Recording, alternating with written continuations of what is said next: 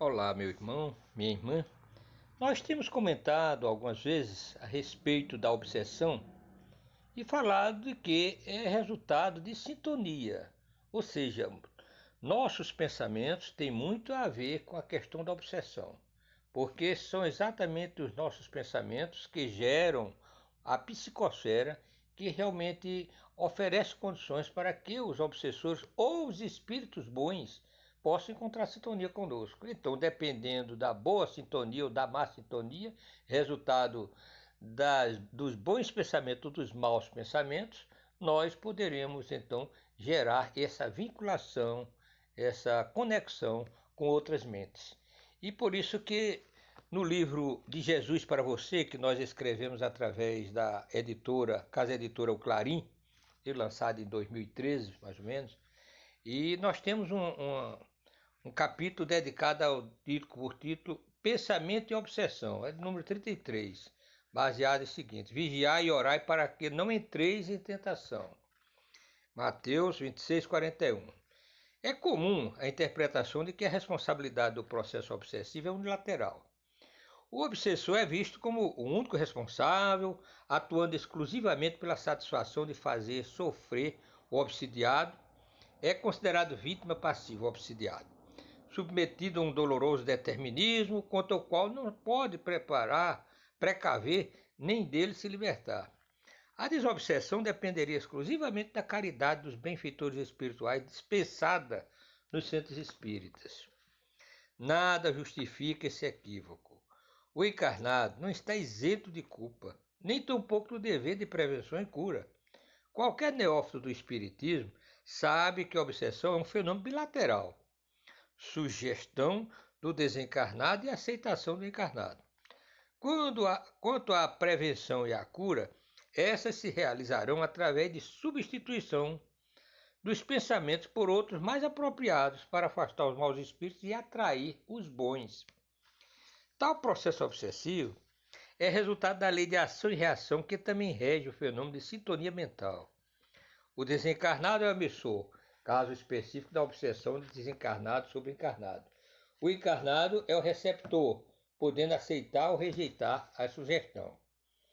Esse mecanismo é semelhante ao da estação de rádio, que emite através de ondas sonoras a sua programação. Para que concretize seu objetivo, é necessário que o receptor se encontre sintonizado na sua frequência. O pensamento é um atributo do espírito, verdade indiscutível. Não importa que esteja encarnado ou desencarnado, através do pensamento dele, ele pode influenciar e ser influenciado, sendo essa influência boa ou má de acordo com a afinidade espiritual de cada um. De forma que podemos afirmar que só existem obsessões porque existem encarnados invigilantes que cultivam as mesmas preferências dos obsessores. Em outras palavras, porque existe a sintonia. Jesus, profundo conhecedor desse fenômeno, advertiu: vigiai e orai para que não entreis em tentação. Estar vigilante é estar atento às elaborações mentais, mantendo o controle para que não seja gerada a sintonia com mentes oportunistas. Não foi vã a advertência do mestre, pois a invigilância dos habitantes do nosso planeta tem transformado a obsessão em um preocupante flagício social. Isso é notório no noticiário apresentado pelos órgãos de divulgação em massa. São repetições quase intermináveis de notícias destacando guerras, as tragédias passionais, a violência contra crianças e idosos. A princípio, essa interação mental pode ser vista como natural e inofensiva para aqueles que desconhecem os sutis mecanismos da obsessão.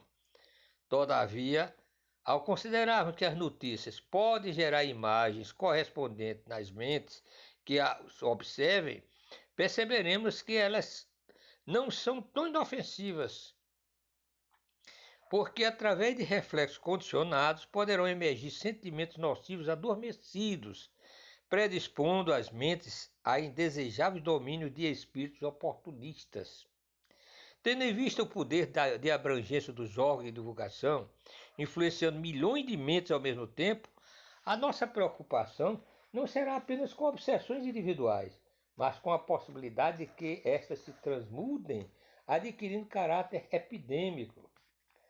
Justificamos o exposto relembrando uma tragédia que se tornou muito tempo presente no noticiário brasileiro, assistida e discutida no lar, no ambiente de trabalho, a morte da criança Isabela Nordoni. Poucas notícias, das mais importantes que possamos considerar, foram aguardadas com tanta ansiedade.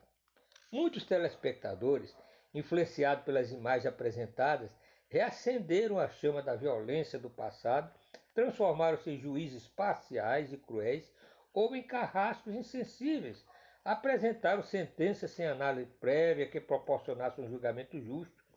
Alguns ventilaram até a aplicação da pena de morte ao suposto verdugo. Poucos, porém, lamentaram o ocorrido, externando também compaixão pelos autores da tragédia.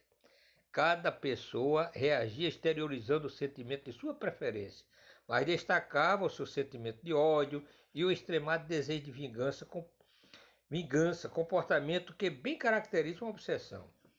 Esta conclusão não é destituída de fundamento quando tomamos como referência o que afirmou Manuel Filomeno de Miranda através da psicografia de Divaldo Pereira Franco.